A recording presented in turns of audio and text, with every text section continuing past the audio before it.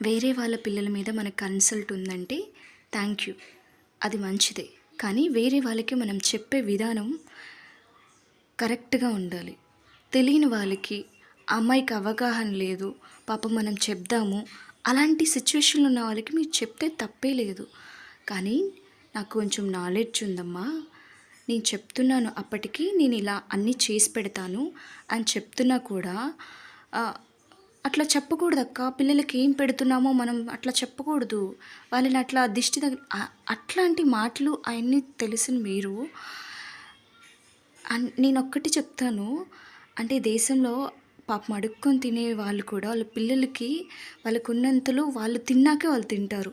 ఏదుంటే అది పెడతారు. అట్లాంటిది అసలు పిల్లలకి నువ్వేం పెట్టవంట కదా అనే వర్డ్ ఎలా వాడతారు?